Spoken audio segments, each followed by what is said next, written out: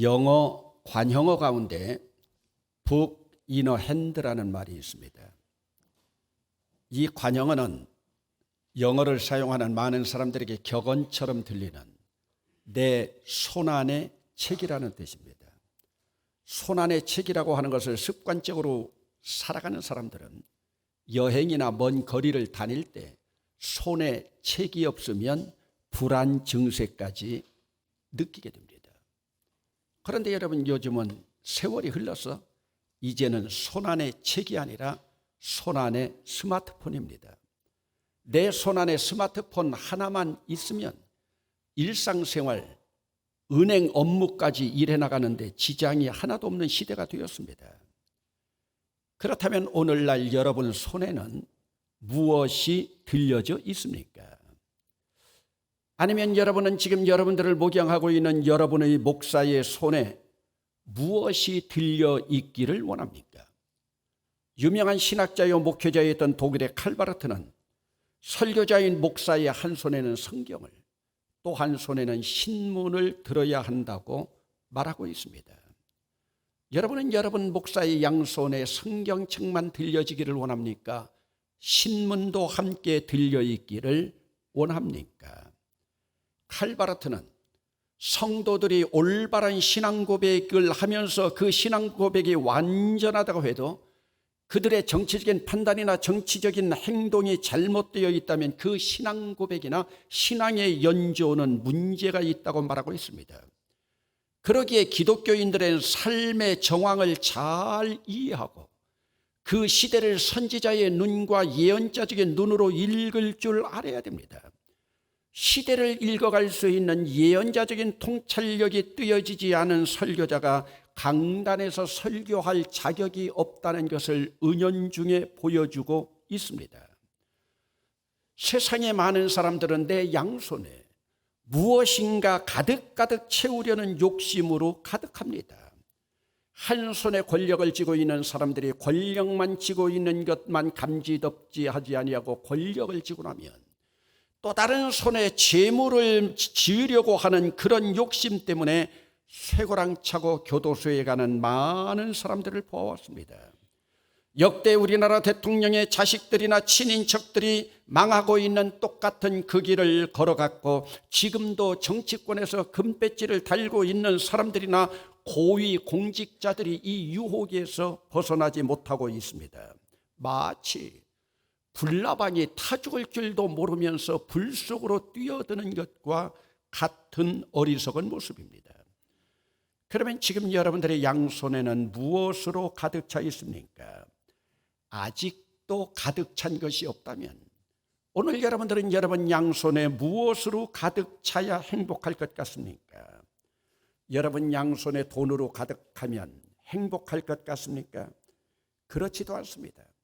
우리나라 최고 재벌이라고 하는 삼성 회장 이건희가 지금 어디 있습니까?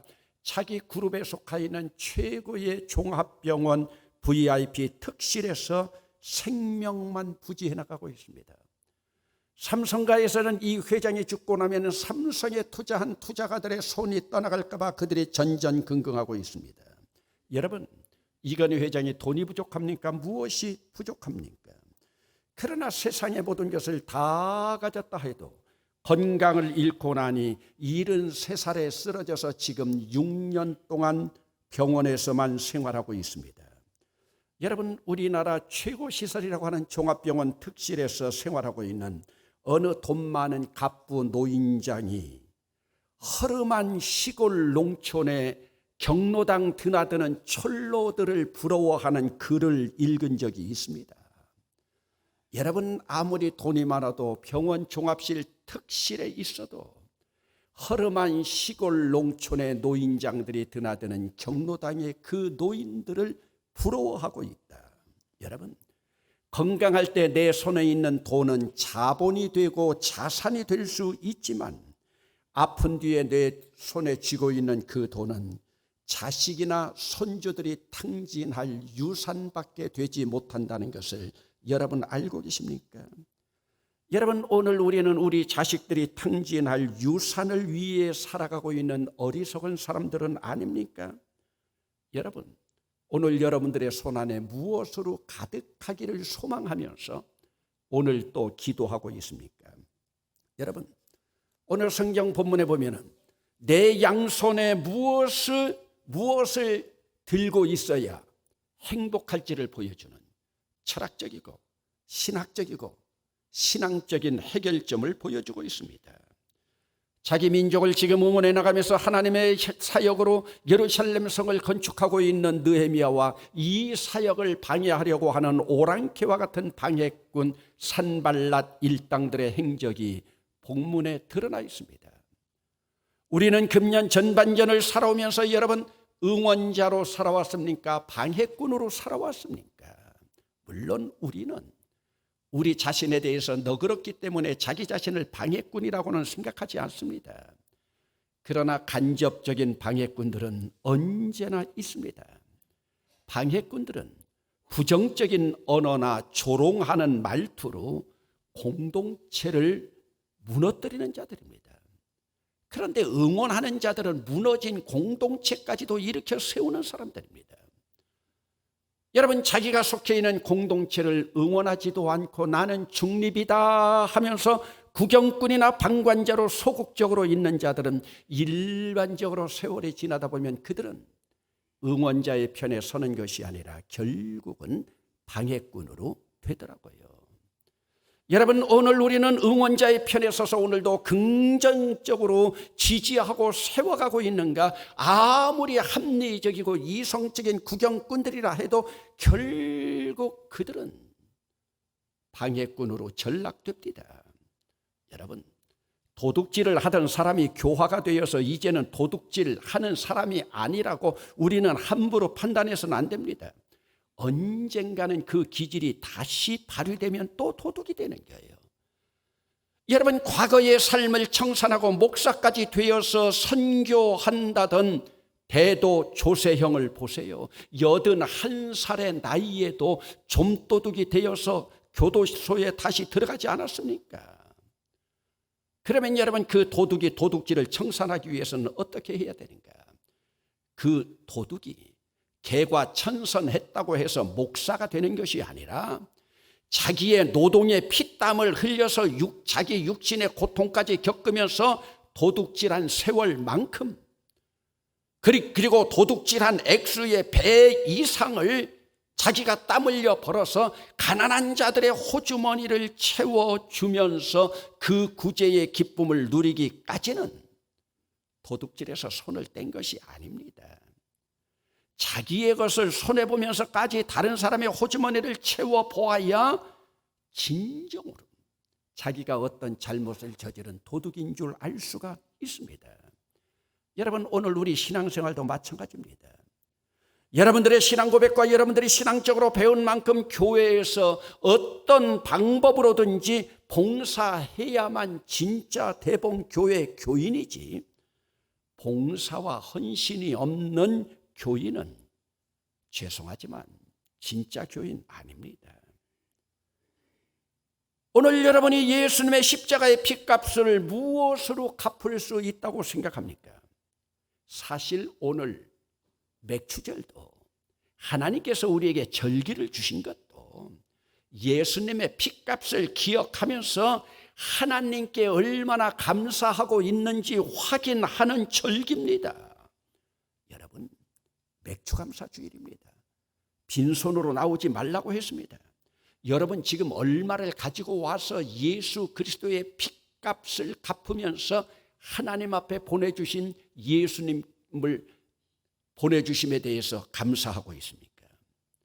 여러분들이 대봉교회에 드나들면서 예배에 참석하여 말씀만 받고 신앙 공동체와 어떤 교제도 없이 예배당만 드나든다? 하나님이 기뻐하실까요?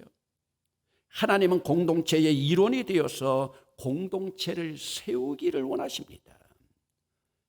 여러분, 한번 생각해 보세요. 여러분 집에도 밥만 먹고 잠만 자고 일만 저지르는 자녀가 있다면 그 자녀가 같은 집안의 지붕 밑에 있긴 있지만 진짜 가족의 일원입니까? 부모의 마음이 얼마나 아프겠습니까? 하나님도 마찬가지입니다. 가족의 일원이라면 가족과 대화도 하고 자기 이불이라도 정리하고 가족의 아픔을 조금이라도 나누어야 진정한 가족이지. 그렇지 않으면 가족이라기보다도 원수만도 못합니다. 교회도 마찬가지입니다. 공동체의 방해꾼이 되다가는 사탄의 유혹에, 아니면 중립적이라고 구경꾼 방관자로 있다가는 사탄의 유혹에 넘어갈 수밖에 없습니다. 여러분, 여기 유다 민족의 대대적인 산발랏의 심리전에 넘어간 유다 사람들의 노래를 한번 들어봅시다. 새번역 성경의 말씀입니다. 10절 말씀입니다. 자막에 뜨고 있습니다. 흙무더기는 아직도 산더미 같은데 짊어지고 나르다 힘이 다 빠졌으니 우리 힘으로는 이 성벽 다 쌓지 못하리. 이 당시 산발랏의 심리전에 넘어간 유대인들, 자기 동족들이 불평하면서 부르는 노래예요. 흙무더기는 아직도 산더미 같은데 짊어지고 나르다 힘이 다 빠졌으니 우리 힘으로 이 성벽 다 쌓지 못하리.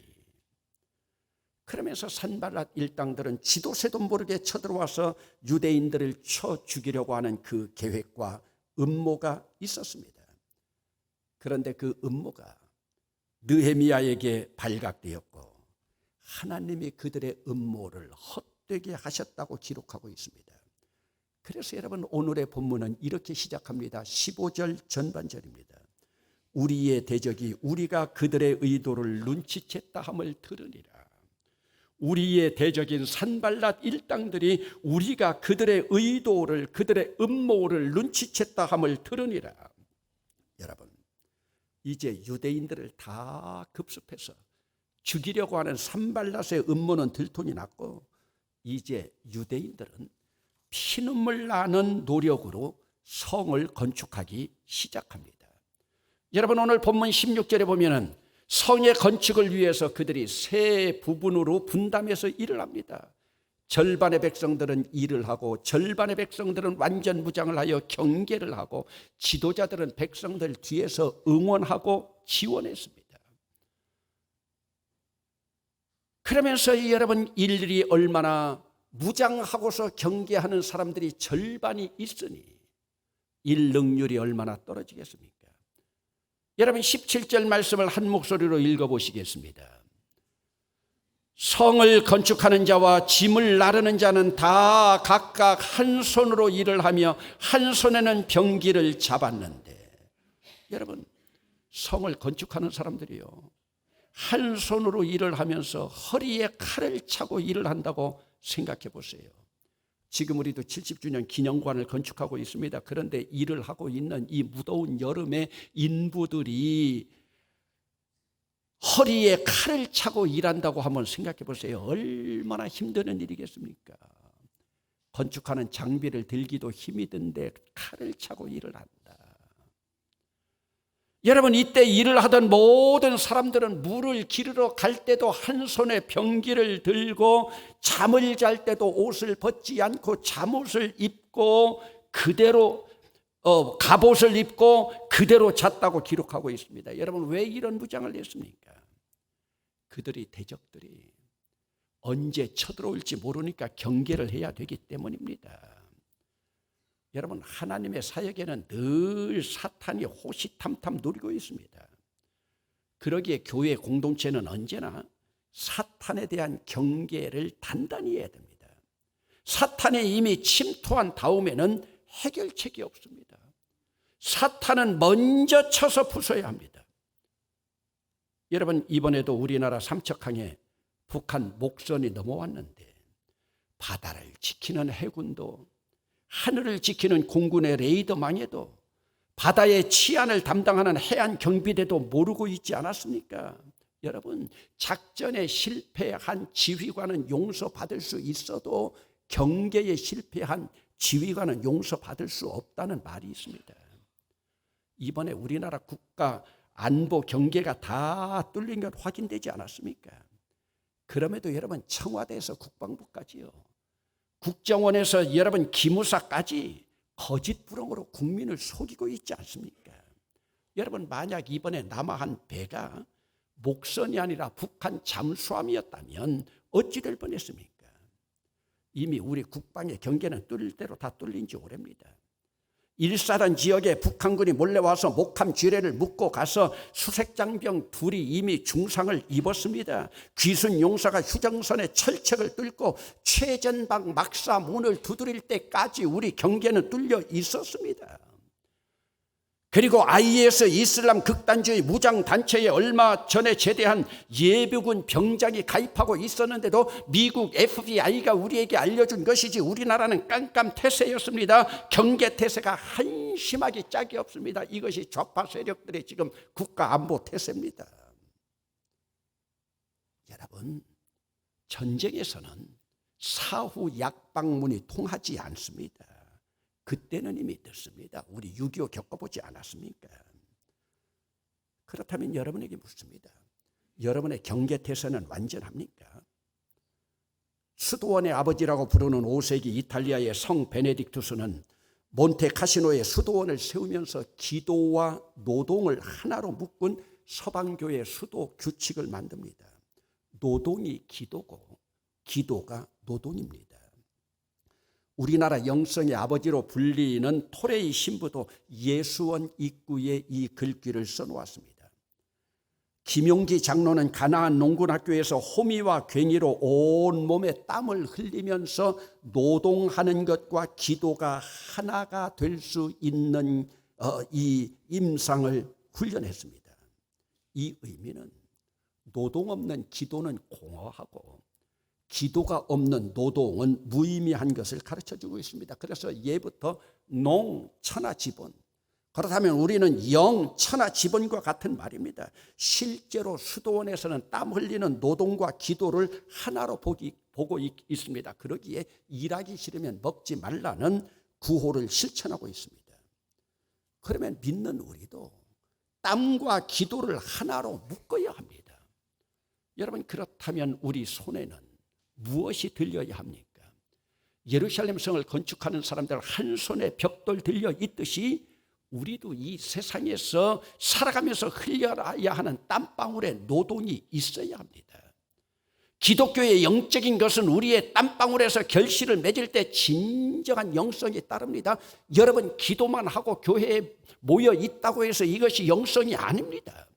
그러기에 기독교는 절처럼 산속으로 들어가는 피안의 종교가 아닙니다. 기독교는 세상 속에서 빛과 소금이 되어야 합니다. 우리는 영적인 것을 세상과 단절로 해석해서는 안 됩니다. 영적인 빛은 세상 속에서 더 밝게 빛나게 됩니다. 그러면서도 또 세상과 짝하지는 말아야 됩니다. 여러분, 예수님은 이 세상의 문화 속에 들어오셨습니다. 예수님은 이 시대의 문화를 입은 완전한 인간이셨습니다. 동시에 세상과 구별이 되는 완전한 하나님이셨습니다. 세상에 살지만 예수님은 세상의 것이 아니었습니다. 여러분, 오늘 우리 그리스도인은 마치 염분으로 가득한 소금물로 가득한 바다를 헤엄치는 물고기와 같습니다. 물고기는 염분이 가득한 바다에서 자유롭게 살아가지만 그 염분이, 그 소금기가 물고기 몸 안에 스며들 수가 없습니다. 우리도 세상에서 이렇게 살아야 됩니다. 그러면 어떻게 이렇게 살아갈 수가 있습니까? 예수 믿는 우리의 한 손에는 반드시 십자가가 들려 있어야 됩니다. 유다 백성들이 한 손에 병기인 무기를 들었듯이 우리들도 우리 병기로 십자가를 들어야 합니다. 이 십자가가 복음입니다. 이 십자가가 믿음입니다. 이 십자가가 바로 하나님의 은혜입니다. 이 십자가만이 우리의 방해꾼인 사탄을 물리칠 수 있습니다. 사탄은 우리를 넘보기 전에 우리가 먼저 넘어뜨려야 합니다. 그러기 위해서 한 손에 반드시 십자가를 들어야 합니다. 일을 할 때도, 공부를 할 때도, 가정생활 할 때도 이 십자가만은 놓아서 안 됩니다. 사탄과 내 인생의 방해꾼을 물리치는 길은 십자가뿐입니다. 하나님은 우리에게 오늘도 이 십자가를 들고 있는지 확인하기 위해서 맥추절과 같은 3대 절기를 주시기도 했습니다.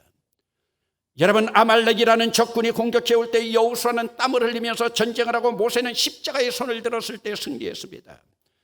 애국 군대가 공격해 올 때 모세가 십자가의 지팡이를 들을 때 홍해를 건넜습니다.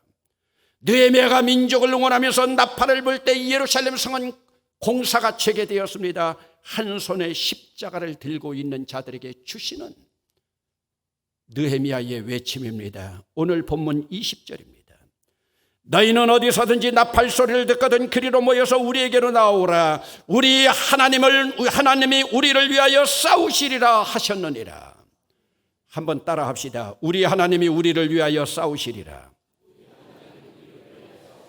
맥주절을 맞이하면서 출발하는 7월에 우리는 한 손에 십자가를 높이 들고 하나님이 우리를 위하여 싸우시는 승리의 모습을 바라보면서 기쁨과 감사함으로 맞는 맥주절에 십자가 용사가 되기를 주의 이름으로 축원합니다.